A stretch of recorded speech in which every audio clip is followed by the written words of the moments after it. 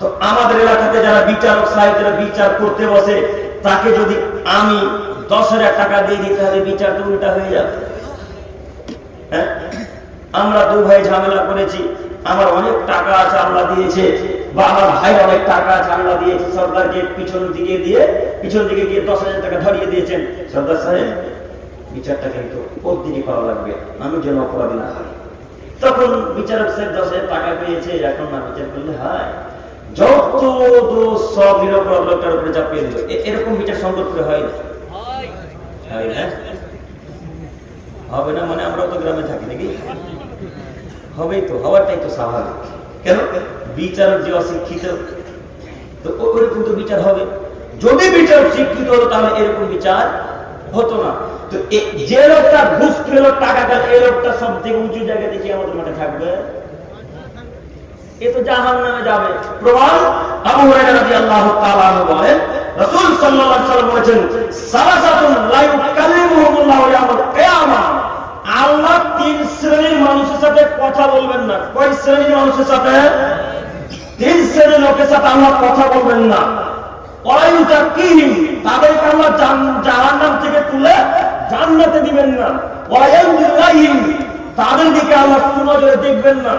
অফিরাইতিন, আরেকটি বর্ণনা পাওয়া যায়, ওয়ালাহুম আযাবুন আলীম, তাদের জন্য আল্লাহ তাআলা কঠিন যন্ত্রণাদায়ক অপমানজনক শাস্তিকে তৈরি করে রেখেছেন। এক, মালিকুন কাদ্দাব, যারা মিথ্যা কথা ভিত্তিতে সমাজ চালায়, এদের সাথে আল্লাহ কথা বলবে না। যারা মিথ্যা কথা ভিত্তিতে মাদ্রাসা চালায়, এদের সাথে আল্লাহ কথা বলবেন না, এদের দিকে আল্লাহ তাকাবেন না, এদেরকে আল্লাহ জাহান্নাম থেকে তুলে জান্নাতে দিবেন না। ও দায়িত্বশীল ব্যক্তিগণ, আজকের পর থেকে যত টাকা হিসাব ছিল সব টাকা মসজিদে বুঝিয়ে দিতে হবে। যদি বুঝিয়ে দিতে পারেন তাহলে কিয়ামতের সম্মান পেলেন, আর যদি বুঝিয়ে না দিতে পারেন কিয়ামতের সম্মান পাওয়া যাবে না। এখন আপনি 20 লাখ টাকা বুঝিয়েও দিতে পারবেন না, কিয়ামতের মাঠে সম্মান পাবেন না। কেন? বছর শেষে যখন মাদ্রাসার হিসাব হয় তখন তো 1 লক্ষ টাকা কমে না মাদ্রাসার টাকা। আপনারা তো মাদ্রাসার সাথে থাকেন না, বুঝতে পারবেন না। মসজিদের সাথে তো আছেন, মসজিদের কেসের কাছে বছর শেষে যখন হিসাব না হচ্ছে তখন বছর শেষে 20,000 টাকা কম।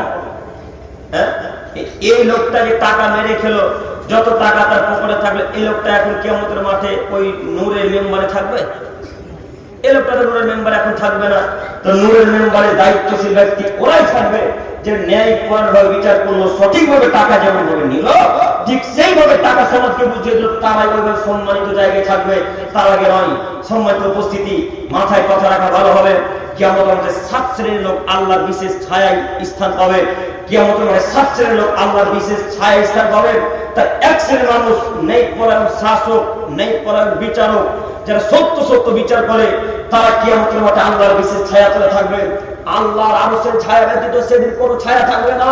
এত বড় বড় অট্টালিকা, এত বড় বড় বটগাছ, এত বড় বড় দামি দামি গাছ, বিশাল বিশাল বৃক্ষ, এত বড় বড় বাড়ি, এত বড় বড় গাড়ি, কিছু সেদিন থাকবে না। একটাই ছায়া থাকে, সেদিন আরশের ছায়া। এই আরশের ছায়া করে ওই লোকটা স্থান পাবে যে লোকটা ন্যায়পরায়ণ শাসক, সৎ বিচার করেছে, হক বিচার করেছে। এই লোকটা আল্লাহর আরশের ছায়া স্থান পাবে। তাহলে কিন্তু আর কেউ তার আরশের ছায়া পাবে না।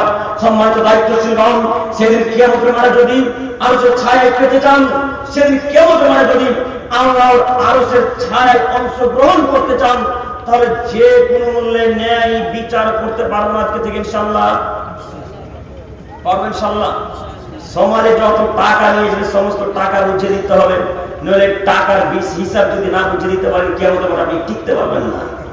অতএব মিথ্যুক শাসকের সাথে আল্লাহ কথা বলবেন না।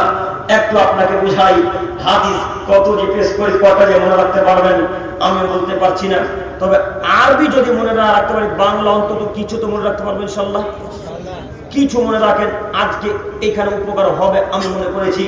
আপনাকে দেখাচ্ছি, যারা সমাজের 20,000 টাকা মেরে খেলো, এদের অবস্থা কেমন, আর যারা 20 লক্ষ টাকা সমাজে মেরে খেলো, এদের অবস্থা কেমন। একটু এই কথাটুকু বলে আমি আবার এখানে ফিরে আসছি। একটা বুখারী মুসলিমের হাদিস পেশ করি, নইলে বুঝতে পারবেন না। আবু হুরায়রা রাদিয়াল্লাহু তাআলা বলেন, রাসূল সাল্লাল্লাহু আলাইহি সাল্লাম বলেছেন, রাসূলুল্লাহ সাল্লাল্লাহু আলাইহি সাল্লামকে একটা গোলাম উপহার দেওয়া হয়েছিল, ইউকাল্লাহু মিদহাম। ওই লোকটার নাম ছিল মিদহাম। এই ভাই একটু আমার দিকে দেখেন, ঘাড়ে হাত দিয়েন না, একটু আমার দিকে চেয়ে থাকেন, নাহলে আপনি বাক্য বুঝতে পারবেন। আপনাদেরকে বলছি, আপনাদেরকে আমার দিকে দেখেন, আপনাকে অনুরোধ জানাচ্ছি, একটু চেয়ে থাকেন। মুহাম্মদ সাল্লাল্লাহু আলাইহি সাল্লামকে একটা গোলাম উপহার দেওয়া হয়েছিল। ওই গোলাম, তার নাম ছিল মিদআম। এই লোকটা রাসূলের খিদমত করতেন, সাহাবী মানুষ। লোকটা আল্লাহ রাসূলের খিদমত করতেন, সাহাবী মানুষ। রাসূল সাল্লাল্লাহু আলাইহি সাল্লামের উটের পিঠের উপর থেকে এক পর্যায়ে হাওদা নামাচ্ছিলেন। হাওদা নামাতে হঠাৎ কোন দিক থেকে যে একটা তীর আসলো। তীর আসা মাত্রই মিদামের গায়ে লাগলো। যেমনই মিদামের শরীরে লাগা, মিদাম সঙ্গে সঙ্গে মৃত্যুবরণ করলেন। তো আশেপাশে বিখ্যাত বড় বড় সাহাবায়ে কেরামগণ দাঁড়িয়ে আছেন। সব সাহাবায়ে কেরামগণ নিজ নিজ ভাষাতে বলতে শুরু করলেন, হানিয়াল্লাহুল জান্নাহ, মিদাম জান্নাতি মানুষ। হানিয়াল্লাহুল জান্নাহ, মিদাম জান্নাতি ব্যক্তি। হানিয়াল্লাহুল জান্নাহ, মিদাম জান্নাতে যাবে। কেন? মিদাম শহীদ হয়ে মারা গেল। মিদাম জান্নাতি মানুষ, মিদাম শহীদ হয়ে মারা গেছে, মিদাম জান্নাতে যাবে। এই কথা মুহাম্মদ সাল্লাল্লাহু আলাইহি ওয়াসাল্লামের কানে পৌঁছেছে। রাসূলের কানে যেমনই বাক্য পৌঁছা, আল্লাহ নবী ভেতর থেকে এসে সাহাবায়ে কেরামগণ বলছেন, কে বলল মিদাম জান্নাতে যাবে? আল্লাহ। কখনো নয়, মিদাম জান্নাতে যাবে না।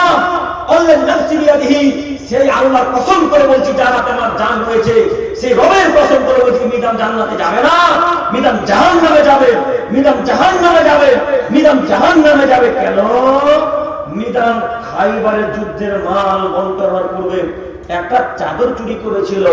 মিদাম খাইবারের যুদ্ধের মাল বন্টন হওয়ার পূর্বে একটা চাদর আত্মসাৎ করেছিল। এই চাদরটা মিদামকে ধরার জন্য জাহান্নামের আগুনে তাকে উৎক্ষিপ্ত করে ফেলেছে। মিদামকে যেমনই খবর রাখা হবে, জাহান্নামের চাদরটা তাকে ধরে এসে জ্বালিয়ে পুড়িয়ে একাকার করে দিলেন। এই বলে মুহাম্মদ সাল্লাল্লাহু আলাইহি ওয়াসাল্লাম বলতেই আছেন, কথা বলতেই আছেন। উপস্থিত সাহাবায়ে কেরামগণ যে যা চুরি করেছেন সব রাসূলের কাছে নিয়ে এসে উপস্থিত। যে যা নিয়েছেন, কেউ নিয়েছে জুতার ফিতা, কেউ নিয়েছেন জুতা, কেউ নিয়েছেন চাদর, যে যা নিয়েছে রাসূলের কাছে নিয়ে এসে উপস্থিত। তো একটা সাহাবী জুতার ফিতাকে চুরি করে নিয়ে বাড়ি চলে গিয়েছিলেন। ভাগ বন্টন হয়নি তার আগে, বাড়ি চলে গিয়েছিলেন। তো তারা তো সাহাবী মানুষ, তাদের ইমান আর আমাদের ইমান কোথায়? একটা বাক্য বলে ইমানে করে 100 থেকে 120% হয়ে যায় তাদের ইমান। তো যেমন আল্লাহ নবী বললেন, দৌড়াতে গিয়ে আল্লাহ সাহাবীটা একটা জুতার ফিতা নিয়ে এসেছেন। কিসের ফিতা বলেন? তা ওই দেখেন জুতার ফিতা গেল। ওই জুতার ফিতা রাসূলের নিকটে নিয়ে এসে বলছেন, আল্লাহর নবী, কেউ যদি একটা জুতার ফিতা চুরি করে তবু কি তাকে জাহান্নামে যেতে হবে? তখন আল্লাহ নবী বললেন, শোনো, সিরাকুল মিনান নার ও সিরাকানে মিনান নার। কেউ যদি একটা জুতার ফিতা চুরি করে তবু তাকে জাহান্নামে যেতে হবে, কেউ যদি দুটো জুতার ফিতা চুরি করে তবু তাকে জাহান্নামে যেতে হবে। একটা জুতার ফিতার দাম কত ভাই? জি, বেশি হলে 10 টাকা। তো বর্তমানে যে চাইনার জুতাগুলো এখন আমাদের ভারতে এসেছে, সেই চাইনার জুতাগুলোর দাম কিন্তু বেশি, তাই না? 2200, 2300, 5000, 7000 টাকার দাম। তার ফিতার দাম তো বেশি হবে। তো 150, আনুমানিক 100 টাকায় ধরলাম।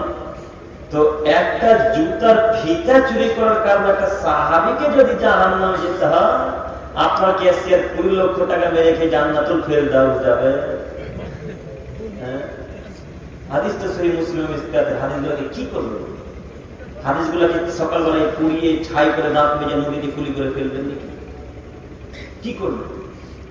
এত বড় বড় হাদিস বুখারী মুসলিম ইসকাত আবু দাউদে পড়ে আছে, একবার করে চোখে পড়ে না? দায়িত্ব এমনি নিয়ে বসে আছেন। দায়িত্ব তো নিয়েছেন।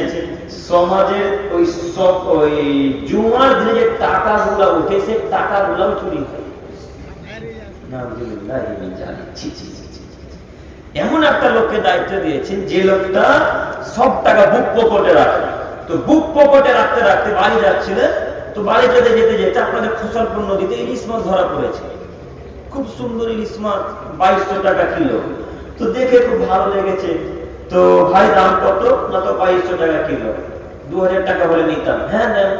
তখন ওই শুক্রবারে যে টাকাগুলো উঠেছিল, সে টাকা দিয়ে 500 মাছ বাড়ি নিয়ে চলে গেল। এই টাকা কিন্তু আর তার অ্যাকাউন্টে বাক্সে আর রাখেননি। যত সপ্তাহ মসজিদে আস প্রত্যেক সপ্তাহে কিছু না কিছু বাড়ি নিয়ে চলে যায়, বছর শেষে যখন হিসাব হয় তখন 20,000 টাকা কমে গেছে। তো ওই 20,000 টাকা ইহুদিরা ইসরায়েল থেকে চুরি করতে এসেছিল না আপনার সর্দার কেসের খেয়েছে যে কোথায় বলে গেল।